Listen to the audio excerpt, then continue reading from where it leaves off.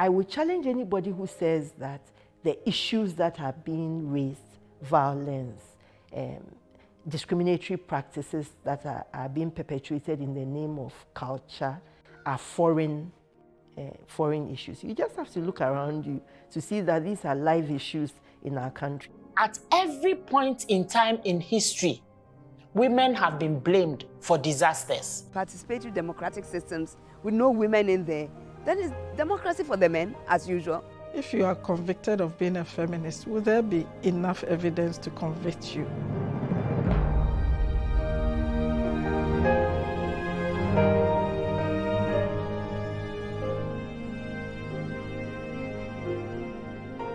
Freedom! Freedom! Freedom!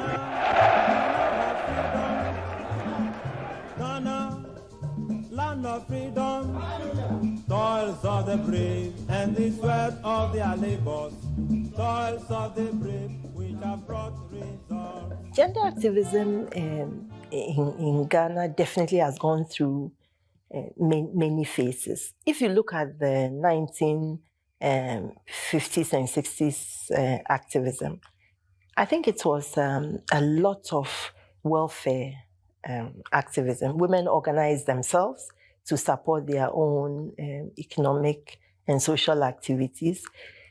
They were also very interested in national affairs. If you recall, the CPP had merged two women's organizations into the National Council of Ghana Women. And the National Council was very interested in national politics and women's place in national politics. And also they were interested in supporting the CPP's efforts to develop Ghana.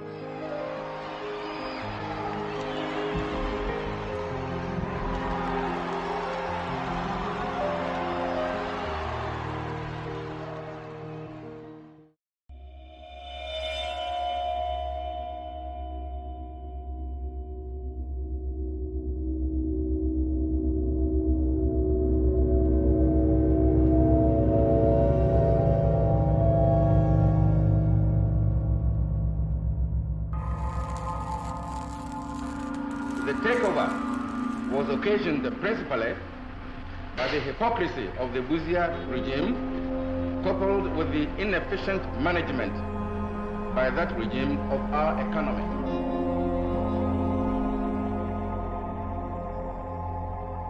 As I recall, I don't believe that I was overly anxious that a democracy had been overthrown. What excited all of us was the kind of radical posture of the government, because the city had been devalued and our debt had racked up. So you had a government which came up with a policy of yentia, we will not pay, a repudiation of the debt. And we found it very exciting and we demonstrated in support of it. Then there was all this Operation Feed Yourself, Operation Feed Your Industry. So there was this economic nationalism when we thought that really nothing much was happening. The soldiers had become corrupt. They were just amassing wealth and there was a lot of brutality and there was really no traction anywhere. That's when we turned against them. We were involved in a lot of confrontations and the university was closed a number of times. The campus would be invaded by soldiers, and if I remember, there was one demonstration, we called it Kilometer 101. They met us around the Ghana Standards Board at dawn, and they said they had been sent there all night. They were tired, and it was about 5 a.m., 5:30.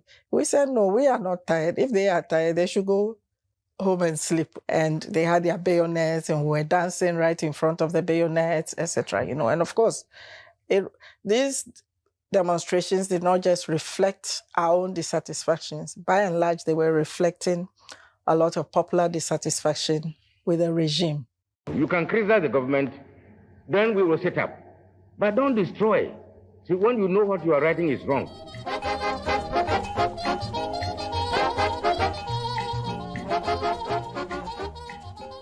National Council on Women and Development, it was started in 1975. Yeah, and 1975 was International Women's Year. The UN declared 1975, the decade for women. Mm-hmm. And every country was supposed to establish some structure that will make sure that they promote the emancipation of women and women's involvement in public affairs and so on. Mrs. Sani Jagi was instrumental in seeing to the establishment of the national machinery. General Ike Achampon, who was then the head of state, in a radio broadcast, informed the nation that she was going to establish a national machinery for women. Mrs. Jagi was the chairman and I was vice chairman. I think I got nominated for it because of the Association of University Women. One of the things that sort of became my responsibility was to make sure that all the women's professional organizations particularly were registered properly and recognized. The impact that these various organizations had on the women was incredible. The women bankers, for example, they were the ones who introduced market women to wearing aprons so they don't crash their CD notes. Mrs. Jagi said that education is important. Those are the days when they take a whole bag full of CDs to the bank, and the bank staff will count for them and record it for them. And you never know how many the CDs didn't actually get counted or whatever. So Mrs. Jagi was insisting that they should organize evening classes for women. I remember Mrs. Oklu insisted that if we should go around the country and asking women what they really needed, they will tell you they wanted to be financially independent.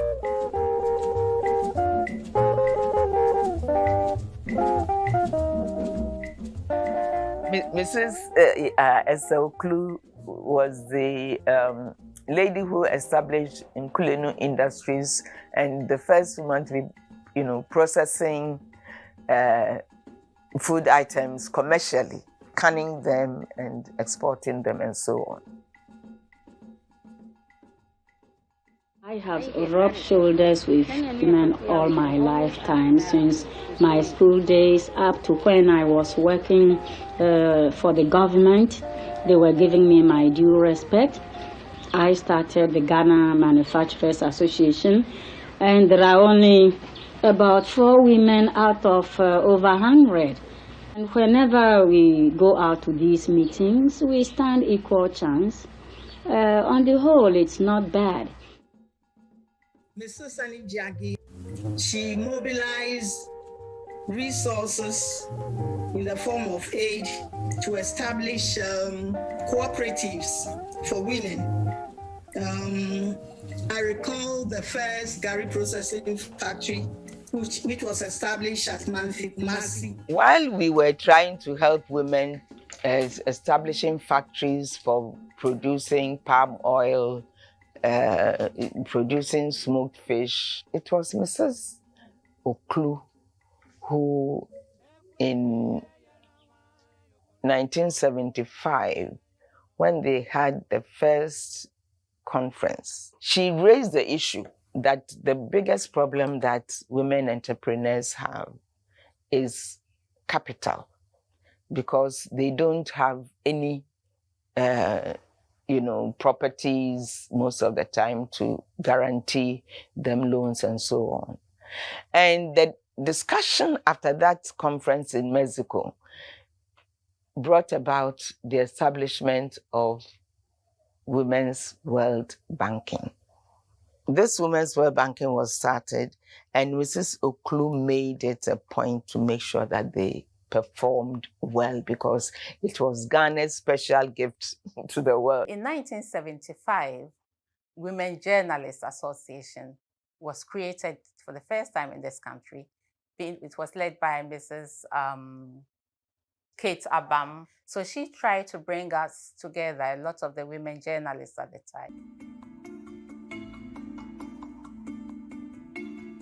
The graphic was doing recipes and fashion and that on the women's page because there was no direction.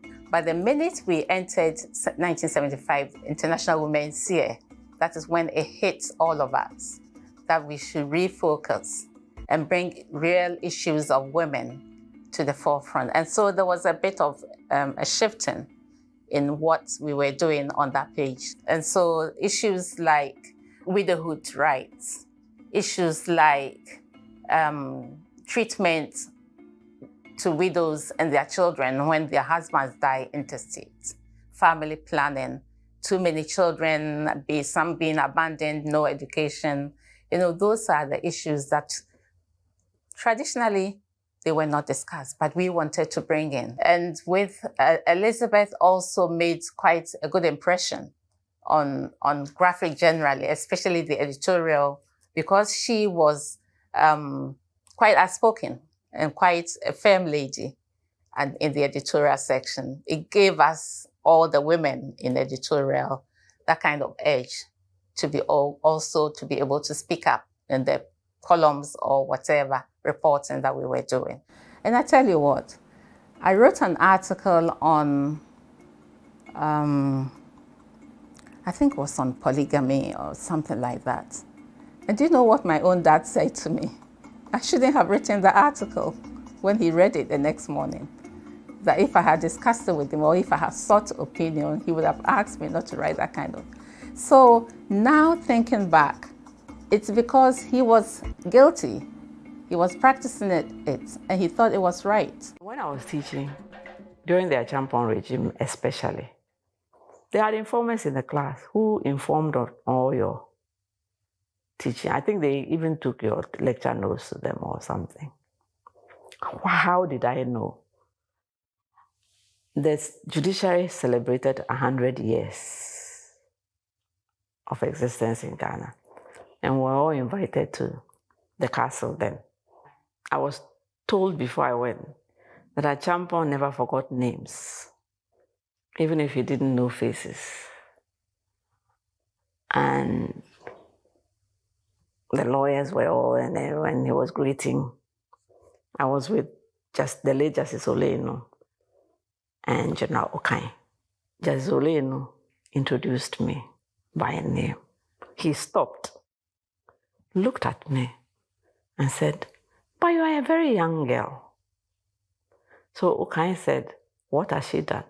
So they say she insults me in class all the time at the university. So I said, "Was anything that I had said untrue?" He said, "No." Then Oleno said, "Well, then she wasn't insulting you. She was speaking the truth." And he moved on. That was the one experience I had.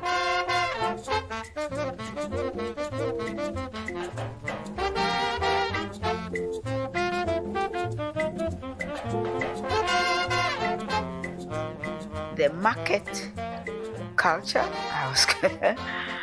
which had always been dominated by females in this country. The issues that came up with the market, and when they go and bring goods from across the country and sleep on these trucks, and their stories were difficult stories.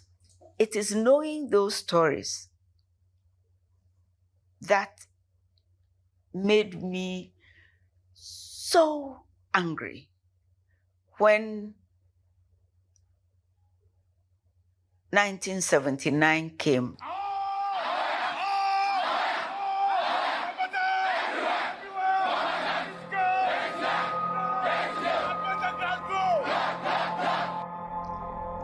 And market women were being targeted as the people who were, what was their name? Kalabole.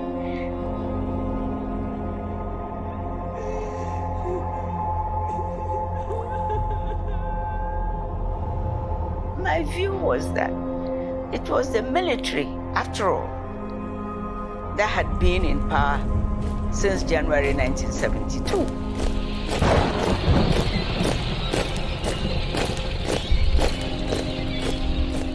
They had led us into the mess. They. So why should I now suddenly think that the military had some big answer?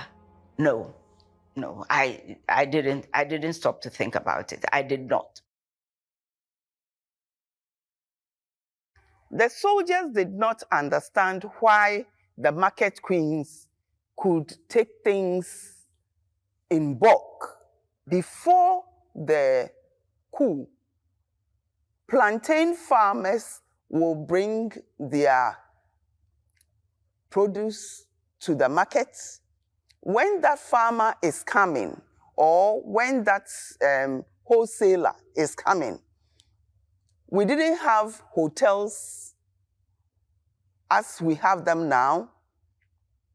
The wholesaler knows nobody, so the queen mother for plantain will then have to take charge of the whole bulk.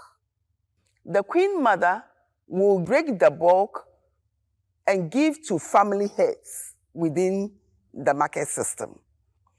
The queen mother has to stand surety and make sure that she collects all the money and pay the money to the wholesaler.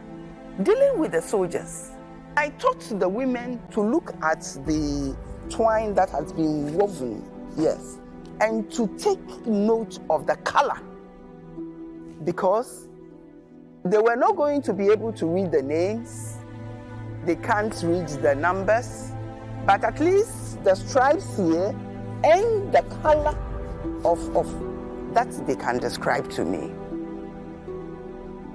And I got hearing. Some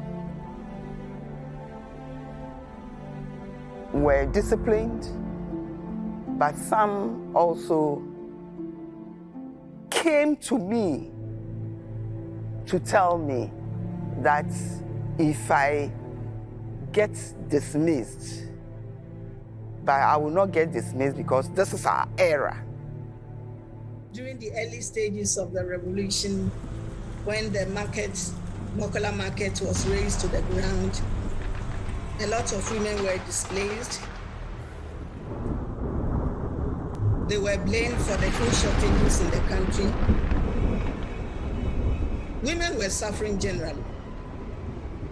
A memorandum was signed from the NCWD, spearheaded by the then chairperson, Mrs. Annie Diake, to government, the military government, to ensure that women do not suffer unduly. In the memorandum, the NCW pleaded for the women who have been displaced because of the raising down of the Mokola Number 1 market.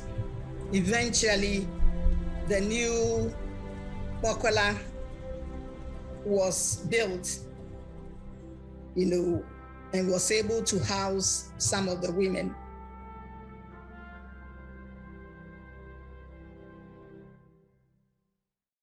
I became editor of the Daily Graphic in 1979. It's a very chaotic period in our history. It was, okay, so where does one start with these things? Flight Lieutenant Jerry Rawlings had attempted to stage a coup d'etat and had failed and was being tried. He and his wife were friends of mine and ours. When he was being tried, I was at the trial in Burma camp every day. And anyway, everybody knows what then happened. Then there was a violent overthrow of the military regime then, with whom I had had a very difficult relationship. I had been writing a column in the Graphic, which I called Thinking Aloud. Aloud, not A-L-O-U-D, but you are allowed to think. And there were times when, for weeks, I couldn't get my article published because the editor would send it to the Ministry of Information and they would say no. We used to have a joke about my unpublished works. But anyway, so this was me. It was well known that I had become quite a critic of the government. It was in the midst of all this that the Jerry Rawlings coup happened. A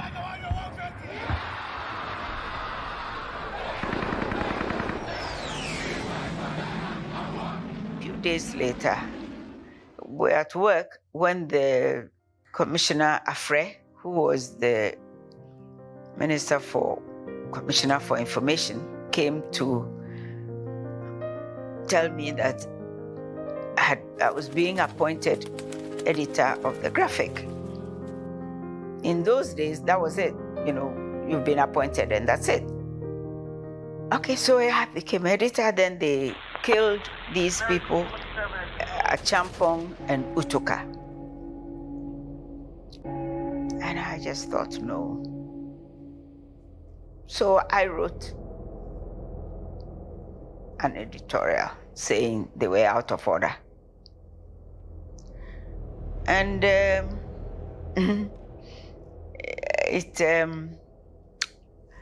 made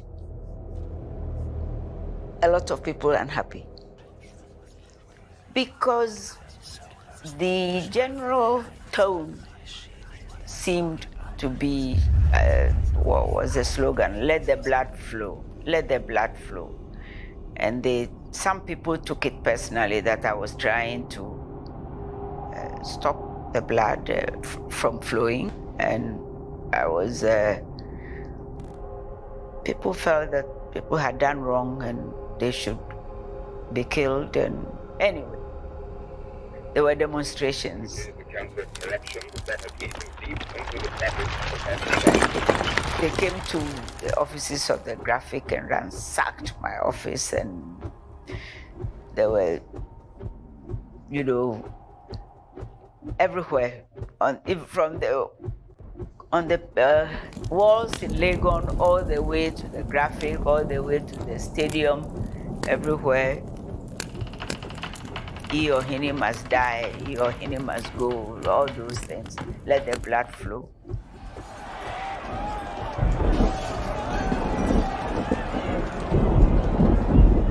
Well, we held our nerves.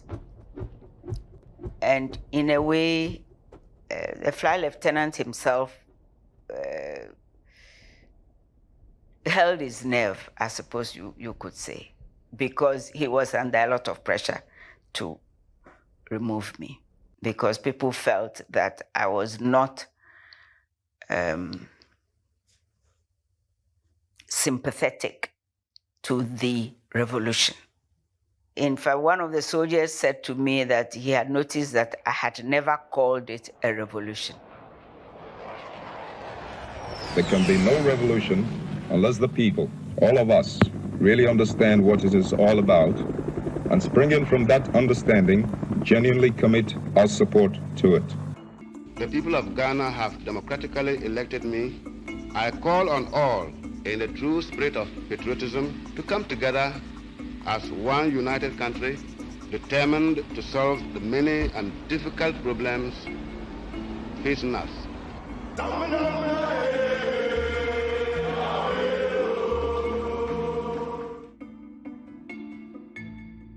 Elizabeth Ohene at the time was extremely strong, very vocal and principled.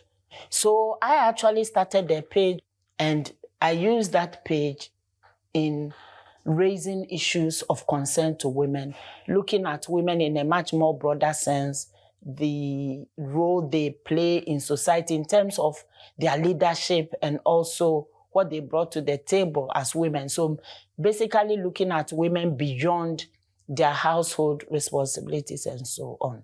But there was, even within the features department, you felt a sense of not being treated equal. It started dawning on me that there was something about discrimination. I hadn't studied women's rights or anything, but you began to feel in the workplace that something was not right. And also you began to see the ways in which, like if you go to do a story, you saw the disparities between the things that women did and what men did.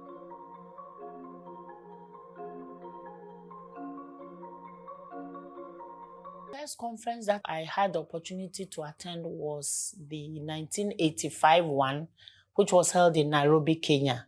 And at the time, I had just worked in graphic for like a year or so. So that was a great opportunity for me to participate in such an important conference. First of all, I was impacted upon by the politics of the conference because there was a huge debate about Palestine and Israel, and another one about South Africa. And I felt that it was not an either-or situation because both those countries were all facing different forms of injustices. The fact that the meeting came to Nairobi was important, that African women could also host a conference of this nature. And I must say it was very well organized. The document that came out of it, I think it speaks for itself. Many of the prominent African women at the time managed to play an active role. There are these deep-seated issues of gender inequalities which are not amenable to quick solution. So whilst the world looks different from my time, the challenges are no less heavy. I would urge them to learn a little more about our history, what has gone on before.